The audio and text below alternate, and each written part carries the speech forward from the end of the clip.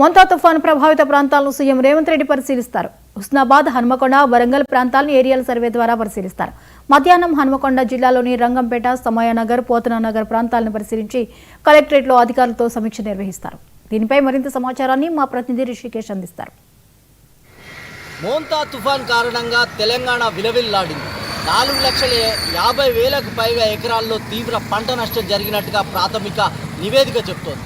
అయితే తెలంగాణలో తుఫాన్ కారణంగా దెబ్బతిన్న ప్రాంతాల్ని సీఎం రేవంత్ రెడ్డి కాసేపట్లో పరిశీలించనున్నారు.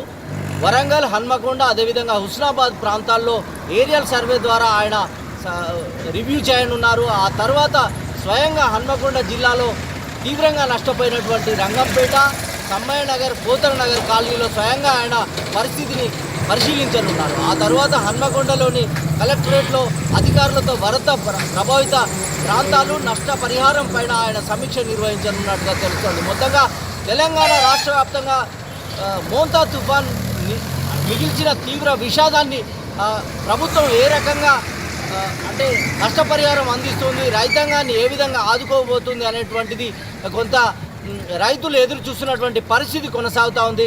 4,50,000 ఎకరాలకు పైగా పూర్తిగా పంట నష్టం జరిగినట్టుగా వ్యవసాయ శాఖ ప్రాథమిక నివేదిక ద్వారా తెలుస్తోంది.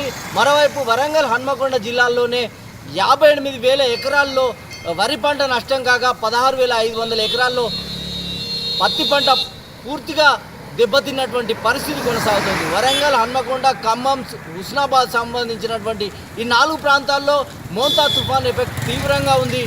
8 మందికి పైగా మృత్యువాత పడ్డారు. మొత్తంగా కూడా అంటే పశువులు కావచ్చు, అదేవిధంగా అంటే పాడి పంట నష్టం రెండూ జరిగాయి.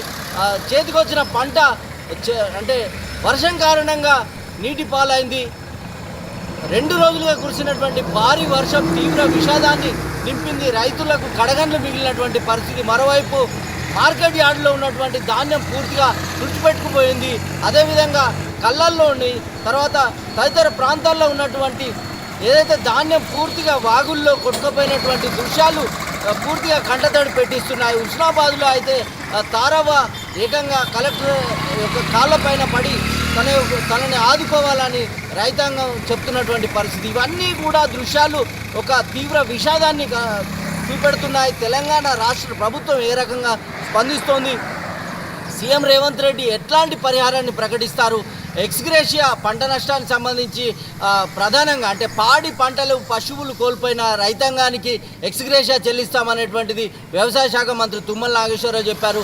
పంట నష్టాన్ని ఏ విధంగా కవర్ చేస్తారు, అదేవిధంగా ధాన్యం, తడిసిపోయిన ధాన్యాన్ని ఏ రకంగా కొనుగోలు చేస్తుంది తెలంగాణ ప్రభుత్వం అనేటువంటిది రేవంత్ రెడ్డి యొక్క ప్రకటన పైన రైతాంగం ఆశగా ఎదురు చూస్తుంది. కాసేపట్లో అంటే ఏరియల్ సర్వే ద్వారా హుస్నాబాద్, అదేవిధంగా వరంగల్, హన్మకొండ జిల్లాలో ఏరియల్ సర్వే ద్వారా ముఖ్యమంత్రి ఏరియల్ సర్వే ద్వారా పరిశీలించనున్నారు. ఆ తర్వాత హన్మకొండ జిల్లాలోని సమ్మయ్యనగర్, పోతనగర్, రంగంపేట ప్రాంతాలని స్వయంగా పరిశీలించనున్నారు. హన్మకొండ రివ్యూలో రేవంత్ రెడ్డి ఎలాంటి ప్రకటన చేస్తారనేటువంటిది రైతాంగం ఎదురు చూస్తున్నటువంటి ఆశతో ఎదురు చూస్తున్నటువంటి పరిస్థితి కొనసాగుతోంది.